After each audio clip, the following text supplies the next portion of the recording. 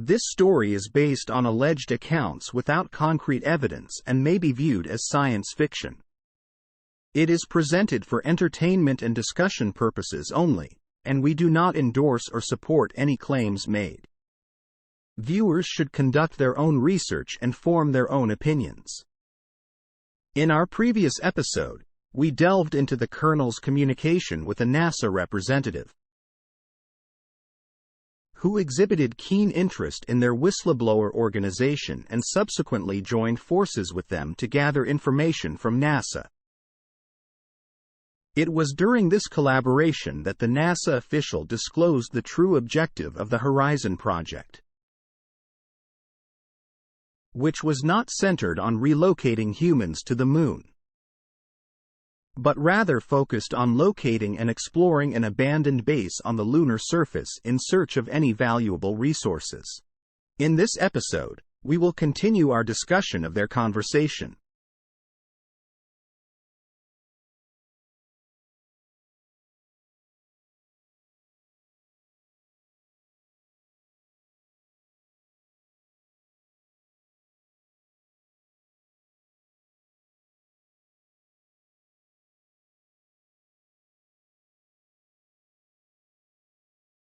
Why is NASA now more focused on Mars?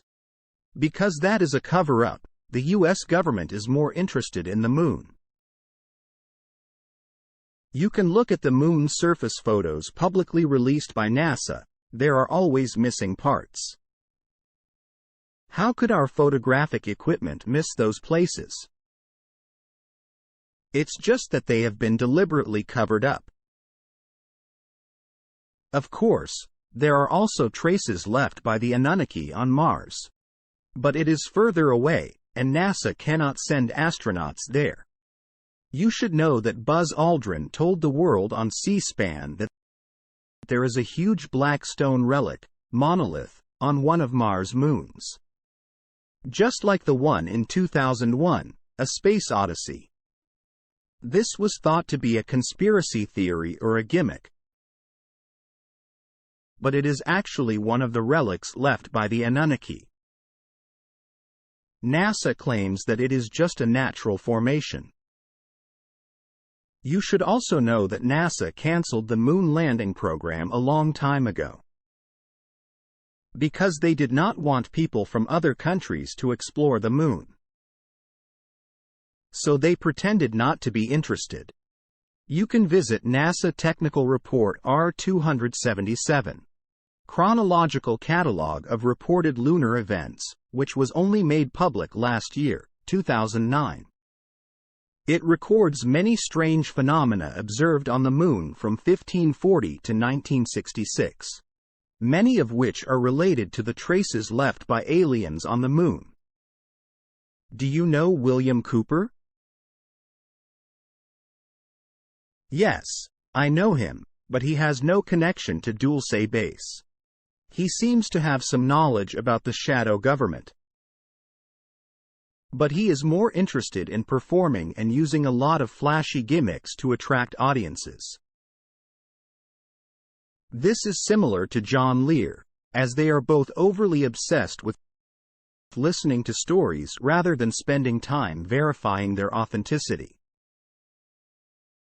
I have to ask again because this question is important to many readers. Do you really not know the author of the 1979 Dulce war story?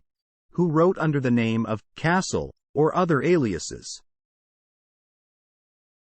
I really don't know who wrote it and have not found the author. However, the story about the reptilians in Dulce is indeed fascinating. I can understand why the Afosi and DSD-3 are also interested in it. I have reason to suspect that these agencies created the story, because it contains a small portion of truth but replaces key information with exaggerated literary fiction. For the guys at Afosi, they welcome such stories and hope that the public will spread them because they can easily be debunked, and then used to discredit researchers who have really found something. What I can tell you is that this castle person never existed. And the story about reptilians is false. The only thing that exists is an underground facility discovered in 1940, which has some relations with the Greys who either cooperate or struggle with humans. I'm not denying the existence of reptilians, but they were never in the Dulce facility. At least I have never seen or heard of them. Colonel, if the Greys have much more advanced technology than humans and survival on Earth is so difficult for them, why don't they go to other planets? You mentioned the alien moon base before. Why don't they go to the moon? Oh, Anthony, where do you think they can go? Let me tell you in the simplest and most straightforward way. They have nowhere to go. Remember what I said. Their genetic system is defective, created by the Anunnaki.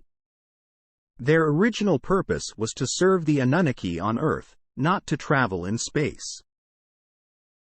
Their adaptability to the environment is much worse than humans.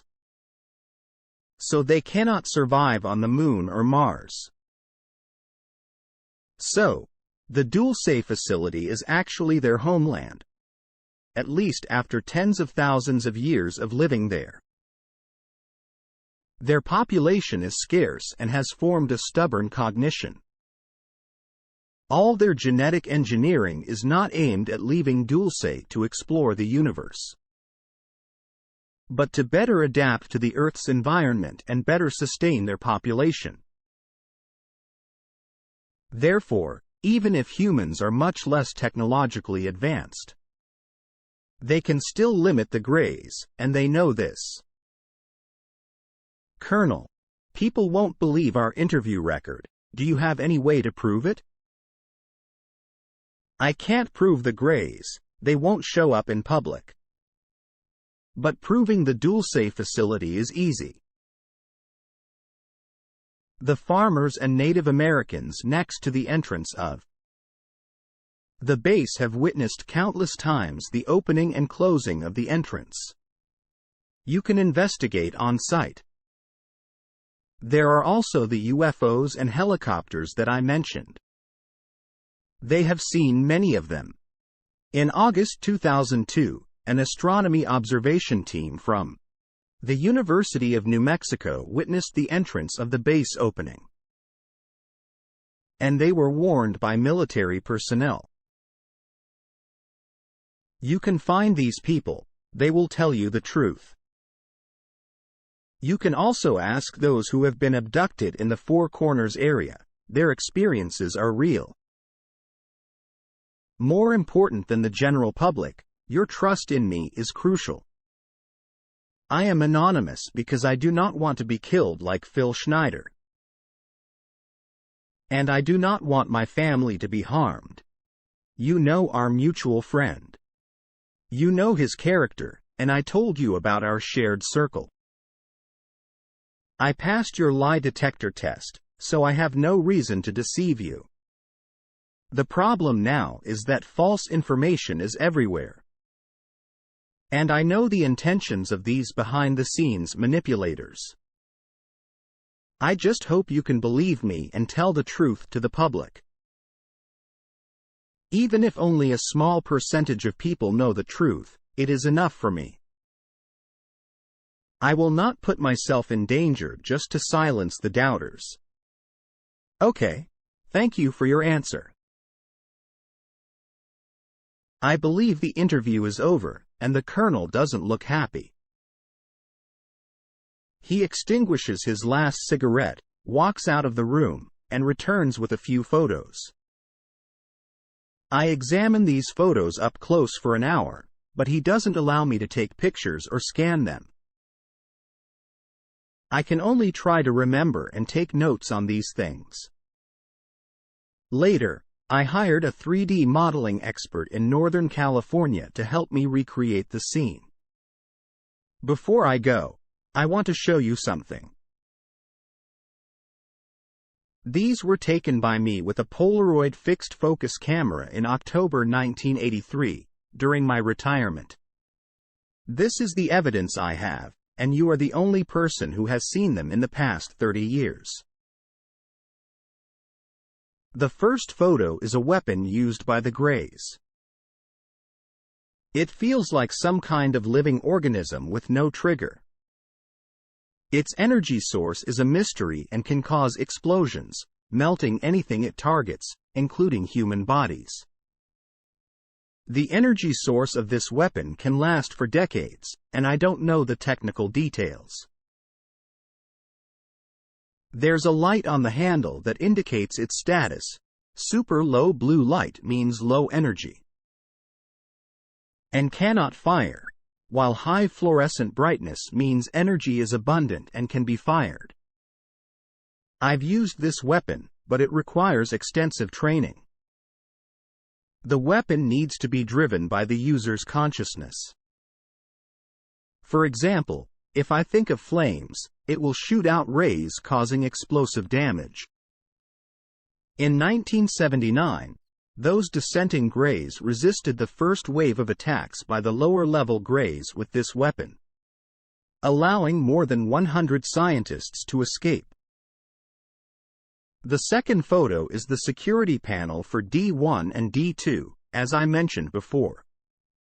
I haven't been to D3, but I estimate it can't be much different. The glass panel separates the two spaces, with the left side used by the Greys and the right side used by humans, because their skin has strong magnetism. The Greys' wedge-shaped writing is engraved on their side.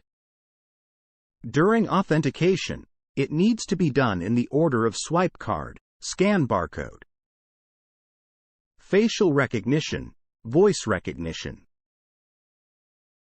Otherwise, the DSD-3 monitoring personnel will receive an alarm and confirm via intercom if you need help. The third photo is the garage on the first floor of D1, which mainly uses Grey technology, and their spacecraft are also parked here. It feels like glass, but it's actually some kind of metal alloy. When the spacecraft is charged, it will cause distortion to the surrounding gravitational field. But it doesn't seem to have much impact on humans. What's strange is that unlike their humid and high-temperature living environment, this place is extremely cold, with a temperature of 36 degrees Fahrenheit, 2 degrees Celsius. Because the high heat generated during the spacecraft's launch requires low temperature to cool the affected metal materials. The last photo is one of the 3 layered corridors.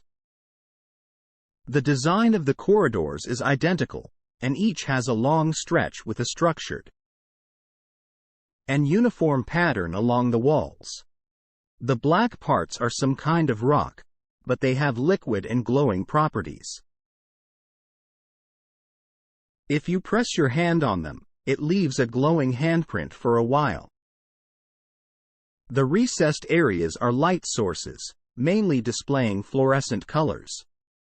The floor is the same glassy metal as in the hangar, polished to a mirror-like finish. These are all the photos I have, and I dare not take any more, because I am afraid someone will notice that the number of Polaroid films is not right.